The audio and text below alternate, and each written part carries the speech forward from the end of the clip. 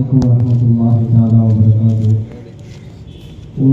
மேலான உலமா பெருமக்களே, நிர்வாகத்தினோட அங்கத்தினரே, பெரியோர்களே, நண்பர்களே, அனைவருக்கும் முதற்கண் இந்த சலாத்தினை தெரிவித்துக் கொள்கிறேன். அஸ்ஸலாமு அலைக்கும் வரஹ்மத்துல்லாஹி தஆலா வபரகாத்துஹு. சங்கைக்குரிய மேலான அல்லாஹ்வின் நல்லடியார்களே,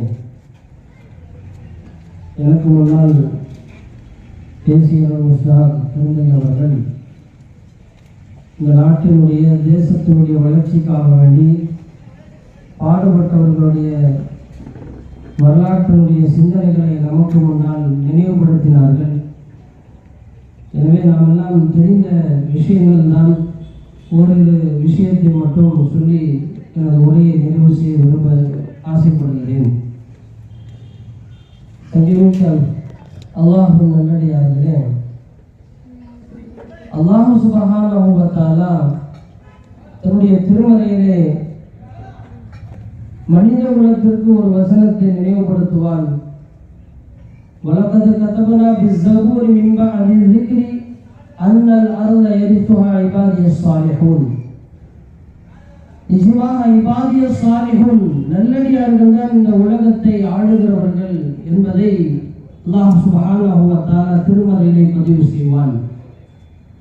இஸ்லாமியர்கள் பாடுபட்டார்கள், இஸ்லாமியர்கள் உயிரை தியாகம் செய்தார்கள் என்ற வரலாறுகளை கூறுவதை கொண்டு நாங்கள் மட்டும் நாம் தியாகம் செய்தோம் என்பதை பெருமைப்படுத்துவதற்காக வேண்டி அல்ல, மாறாக களம் கண்டு இந்த நாட்டினுடைய தேசத்தினுடைய வளர்ச்சிகளுக்காக வேண்டி நம்முடைய முன்னோர்கள் வ.உ.சி. சிதம்பரனார், இது போன்ற பெரியவர்களோடு மகாத்மா காந்திஜி இவர்களோடு சேர்ந்து இஸ்லாமியர்கள் வடமாக்கள் இந்த தேசத்தினுடைய வளர்ச்சிக்காக வேண்டி ஆங்கிலேயர்களிடத்தில் அடிமைப்பட்டு கிடந்த அந்த சூழ்நிலை எல்லாம் மாற்றி அமைத்திருக்கிறார்கள்.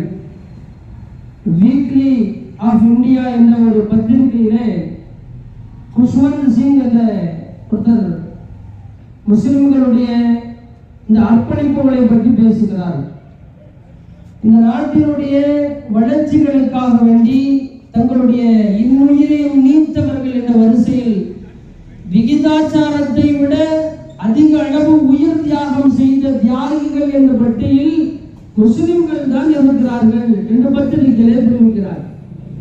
இதற்கு காரணம் என்ன என்பதை அவர்கள் பட்டியலிடுகிற போது 3 காரியங்களை சொல்கிறார். 3 காரணத்தை சொன்னார். முதல் காரணம் என்னன்னு சொன்னா, அல்லாஹ் சுப்ஹானஹு வ தஆலா திருமறையிலே சொல்லுவான், உங்களுடைய எதிராளிகள் அநீதிக்கு புறம்பாக பல நடவடிக்கைகளை எடுக்கக்கூடிய அந்த மக்களிடத்தில் நீங்கள் போரிடுங்கள் என்று அல்லாஹ் சொல்லுகிறார். இந்த வாக்குறுதியை நிறைவேற்றுவதற்காக வேண்டி களம் கண்ட முஸ்லிம்கள் நம்முடைய முன்னோர்கள், மூதாதையர்கள். இரண்டாவது ஒரு காரணத்தை சொல்கிறார். 800 வருட காலங்கள் முஸ்லிம்கள் ஆட்சி செய்து அவையெல்லாம் தடுமாறி போய் நிற்கிற போது அதை மீண்டும் உயர்த்தி நிற்க வேண்டும் என்ற களத்தில் முஸ்லிம்கள் தான் பதிவு செய்திருக்கிறார்கள் என்று சொல்லுகிறார். மூன்றாவதாக அவர் சொல்லுகிற போது அவர்கள் எல்லாம் உயிரை துச்சமாக மதிக்கக்கூடியவர்கள், நாட்டிற்காக வேண்டி உயிரை தானமாக வழங்கக்கூடியவர்கள் என்பதை அவர் தெரிவிக்கிறார். அரபியில ஒரு பழமொழி கூட சொல்லுவாங்க, ஹுப்புல் வதனி மின் நிஸ்ஃபில் ஈமான். ஒரு நாட்டை நேசிப்பது ஈமானின் ஒரு பகுதி என்று அரபியிலே ஒரு பழமொழி கூட சொல்லுவாங்க. நபி ஸல்லல்லாஹு அலைஹி வஸல்லம் அவர்கள் ஹதீஸிலே அறிவிக்கக்கூடிய ஒரு ரிவாயத், மன் குத்தில தூன மாலிஹி ஃபஹுவ ஷஹீதுன், மன் குத்தில தூன தமிஹி ஃபஹுவ ஷஹீதுன், மன் குத்தில தூன அஹ்லிஹி ஃபஹுவ ஷஹீதுன். திருமிதியுடைய ரிவாயத்துல நபி ஸல்லல்லாஹு அலைஹி வஸல்லம் அவர்கள் சொல்றாங்க, ஒரு மனிதர் தன்னுடைய நிலத்தை, தன்னுடைய நாட்டை பாதுகாப்பதற்காக வேண்டி எதிரிகளிடத்தில் சண்டையிட்டு அவர் உயிர் நீத்தார், மரணித்தார் என்று சொன்னால் அவர்தான் உண்மையான தியாகி, அவர்தான் ஷஹீத், அவர்தான் சொர்க்கவாசி என்று சொல்லுகிறார். ஒரு மனிதன் தன்னுடைய குடும்பத்தை, தன்னுடைய உயிரை பாதுகாத்துக் கொள்வதற்காக வேண்டி, தன்னுடைய நாட்டை பாதுகாத்துக் கொள்வதற்காக வேண்டி, தன்னுடைய நிலத்தை யார் சண்டையிட்டு மரணமடைகிறாரோ அவர் உயிர் தியாகி என்று சொல்கிறார். செங்கமிக்க மேலான அல்லாஹ்வின் நல்லடியார்களே, இந்த உன்னதமான போதனைகள் தான் நமக்கு முன்னால் வாழ்ந்த முன்னோர்கள், பெரியோர்கள், உலமாக்களையும் உயிர் தியாகத்தை அற்பமாக நினைத்து செய்யக்கூடிய அளவுக்கு அல்லாஹ் சுப்ஹானஹு வ தஆலா உருவாக்கி தந்தார். வரலாறுகளில் மறைக்கப்பட்ட போதிலும், வரலாறுகள் அதிலே திரிப்புகளை உண்டாக்கினாலும் இஸ்லாத்தினுடைய அடிச்சுவடுகளை யாராலும் அழிக்க முடியாது. இன்னைக்கு இருக்கிற சூழ்நிலையில் தேசத்தினுடைய தியாகிகளை துரோகிகளாகவும், துரோகிகளை தியாகிகளாகவும் விளம்பரம் செய்கிற, அறிவிப்பு செய்கிற, அவர்களை பெருமைப்படுத்துகிற சூழ்நிலைகள் இன்னைக்கு சமூகத்தில் இருக்கிறது. ஆனால் இஸ்லாமியர்களாக இருக்கிற, முஸ்லிம்களாக இருக்கிற நாம் எக்காலத்திலும் இந்த நாட்டினுடைய தேசத்திற்காக வேண்டி பாடுபடுகிற எண்ணம் கொண்டவர்களாகத்தான் வாழ வேண்டும். அதைத்தான் நம்முடைய முன்னோர்களும் நமக்கு அதை கற்றுக் கொடுத்திருக்கிறார்கள் என்பது சரித்திரத்தினுடைய வரலாறு. ஒரு நல்ல ஆட்சியாளர் யார் இருக்கிறோம்? ஒரு நல்ல ஆட்சியாளர் என்று சொன்னால் நமக்கு முன்னால் வாழ்ந்த இஸ்லாமிய பெரியோர்கள். நாட்டு மக்கள் அமைதியோடு வாழ வேண்டும். நாட்டு மக்களுடைய வளனும் அவருடைய முன்னேற்றத்திற்காக அரும்பாடுபட வேண்டும். அவர்களுக்கு இலவச கல்விகளை வழங்க வேண்டும். அவர்களுடைய முன்னேற்றத்துடைய பாதைக்கு அவர் அடிச்சுவடாக இருக்க வேண்டும். இலவசமாக கல்வியாக இருந்தாலும் சரி, மருத்துவமாக இருந்தாலும் சரி, இதையெல்லாம் மக்களுக்கு இலவசமாக வழங்கக்கூடியவர் தான் நல்ல ஆட்சியாளராக இருக்க வேண்டும்.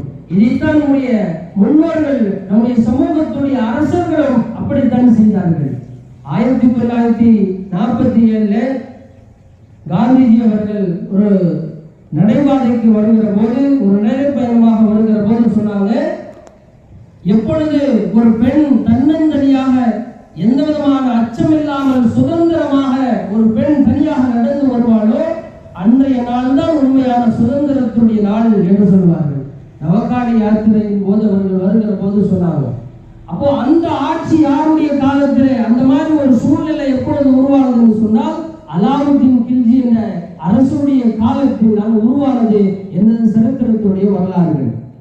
பீகாரில் இருந்து பஞ்சாப் வரைக்கும் இருக்கிற நெடுஞ்சாலையில் அச்சமில்லாமல், கொள்ளையர்களுடைய பயமில்லாமல் வாழுகிற ஒரு சூழ்நிலை உலகத்திலே ஏற்பட்டு இருந்தது என்று சொன்னால் அவையெல்லாம் இஸ்லாத்தினுடைய சுல்தான்களின் மூலமாகத்தான் உருவானது என்பது சரித்திரத்துடைய வடுக்கள்.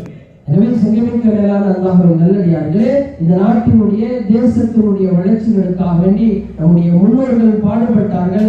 நாமும் அவ்வழியிலே இந்த நாட்டினுடைய வளர்ச்சிகளுக்காக வேண்டி மரணம் வரைக்கும் அது போன்ற ஒரு சூழ்நிலையோடு வாழ்வதற்கு வல்ல நாயன் நம் அனைவர்களுக்கும் தௌஃபீக் செய்வானாக. ஆமீன். வ ஆஃபிரு தஅவானா அல்ஹம்துலில்லாஹி ரப்பில் ஆலமீன்.